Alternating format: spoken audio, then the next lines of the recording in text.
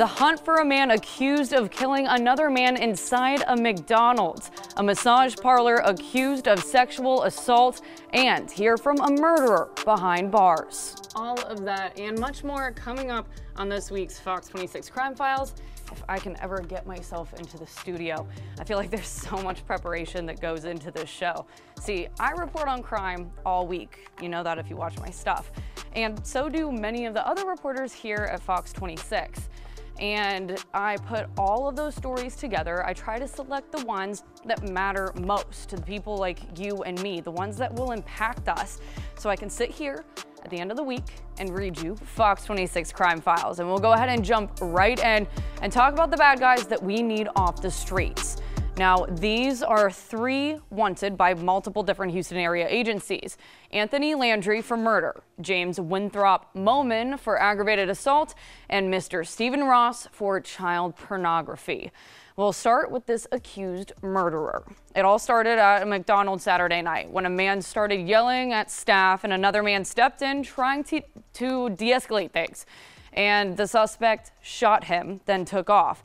That's all according to Houston police. Now here is your suspect, 57-year-old Anthony Landry.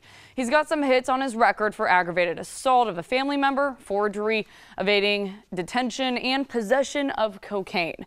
Now here's the man that he's accused of killing, Jeff Limmer. His family tells us he was a shining soul. He loved to joke around, being outdoors, and listening to live music. They call Limmer a no-nonsense kind of guy, so it wasn't a surprise when he stepped in to stand up for the workers at McDonald's. Now that restaurant has this memorial remembering him. And with that case, records do indicate that the suspect was out on bond for that assault charge when he's accused of committing this murder. Yes, just another example of what low bonds can lead to right here in Harris County. Now, our next wanted suspect is a man accused of pistol whipping a stranger. It seems like it can happen to anyone, anywhere here in Houston. James Winthrop Moman isn't behind bars, but he should be. He has multiple open felony warrants in Harris County, the latest aggravated assault with a deadly weapon. I was really scared for my life. I didn't know if I was going to live or die. Logan says on New Year's Eve, he was sitting in his car at the Eagles Creek Apartments in Humble with his female friend when Moman snuck up. I seen the gun he had on him, and he was wearing a mask also. Next thing you know, he just hit me in the face with a pistol. Leaving a gruesome scene. He says his friend knew Moman, but he didn't. And this was someone who was a complete stranger to you. You had never met this guy before. Never, not a day in my life. So, I really just want him to get caught, so this don't happen to nobody else. When Moman's accused of that crime, he was out on bond for a 2019 aggravated robbery, according to records. They say that he robbed an Humble high school student at gunpoint when she left school to sell him an iPhone. Records show in 2020 his bond was lowered and he posted it 2 weeks later, and then stopped showing up for court.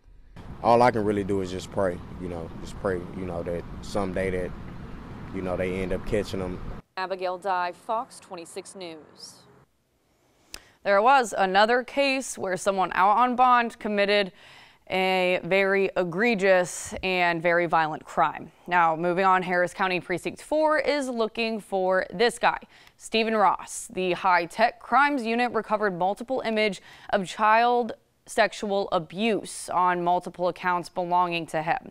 Ross is accused of sending some of those images to others online. If you have any information on his whereabouts, call Precinct 4 or your local law enforcement agency. And of course, with all of these crimes in Harris County, you can always call 713-222-TIPS. When you call that number, you are completely anonymous and you could get a cash reward for the information that you give them. And moving on here, it's not a crime, but we have to talk about it here on Crime Files. The chief is out. Troy Finner is now retired, and in his seat is the guy who was just under him previously, Larry Satterwhite. Greg Rugen explains this much better than I am now.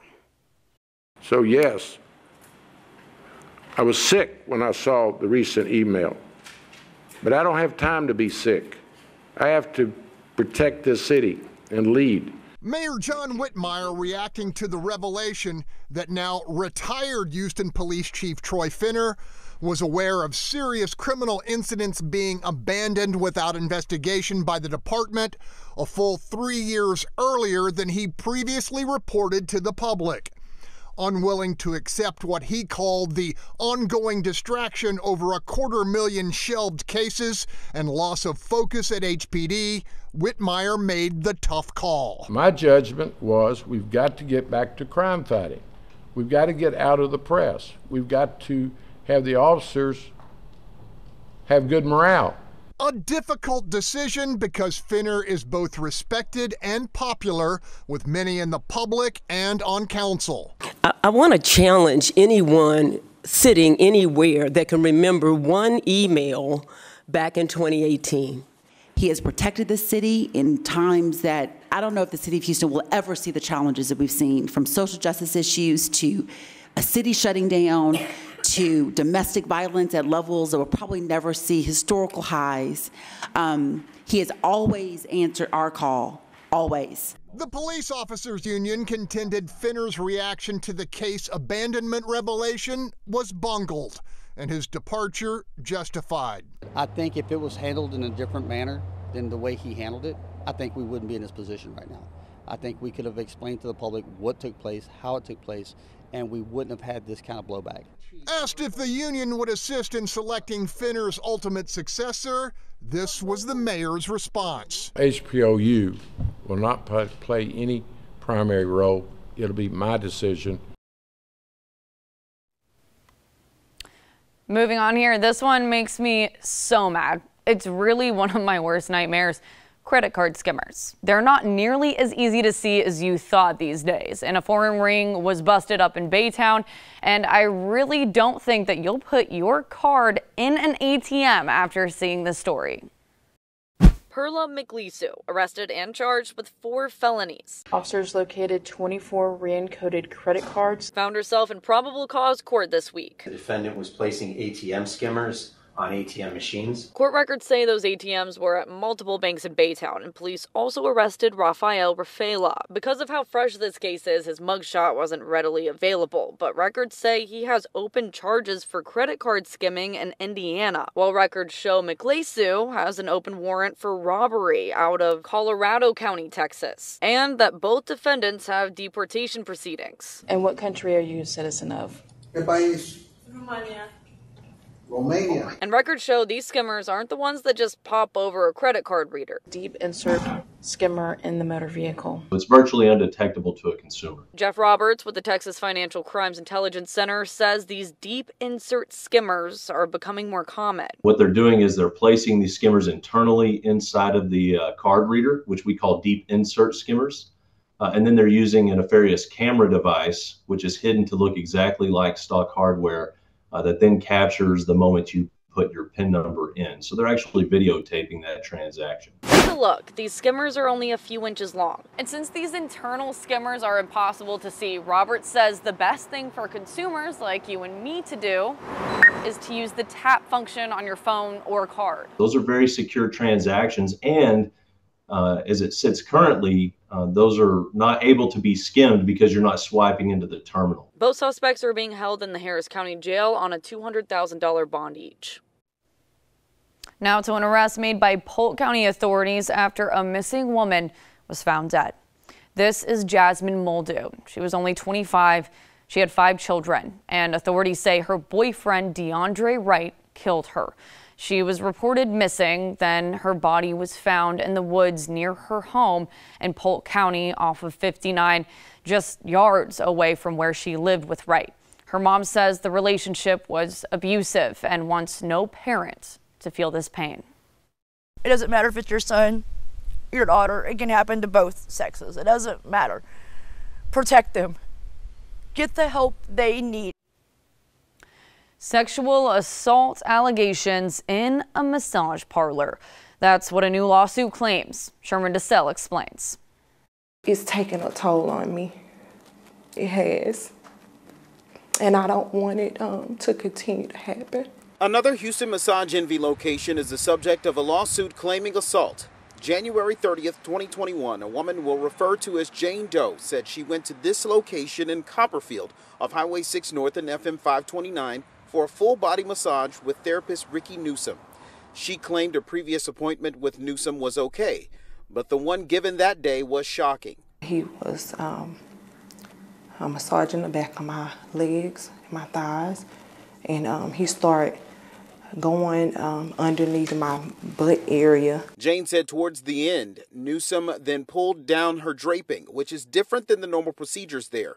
Court documents state Newsom groped her chest area. The next move left the woman frozen on the table. He started touching my vaginal area, and I just remember tightening my legs, and I was like, stop. And he was like, we're not finished. We're not finished. She said Newsom continued to touch her inappropriately, and she believes he was physically aroused. She got up and quickly started putting on her clothes before the time was up. She said he eventually left the room and waited by the door. I just remember stepping out and him asking me, would I like water?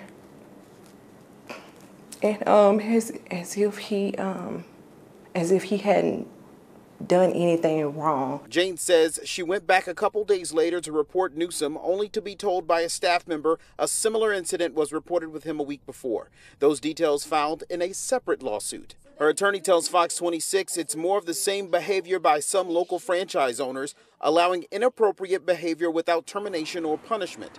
Ron Guthrie of Guthrie Enterprises owns 3 locations in Houston. He's listed on the lawsuit accused of negligence in this incident. These franchises are not on a short enough leash, and they are getting complaints about therapists, about sexual misconduct, and they're burying those complaints instead of appropriately handling them.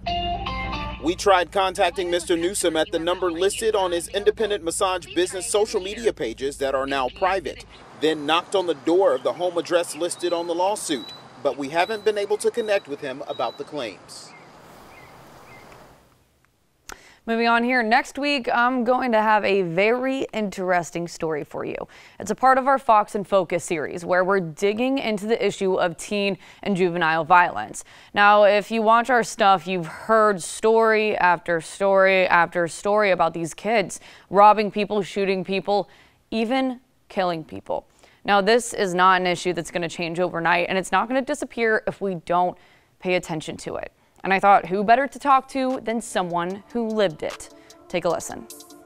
My name is Thomas Vargas, Thomas Vargas. And can you tell me what you're convicted of and how long you have been in prison? I'm convicted of capital murder. I've been in prison 22 years. I was given an automatic life sentence at the age of 15. Vargas had a lot of insight. I'll have that story for you dropping on Fox Local on your smart TV next Wednesday. That's it for this week's Fox 26 Crime Files. I'm Abigail Dye. Thank you for watching. Leave a comment. Tell me what you think about these crimes, these criminals, the stories, our presentation. I care about what you have to say about this show, and I will take it into consideration. Thanks for watching. I'll see you next week.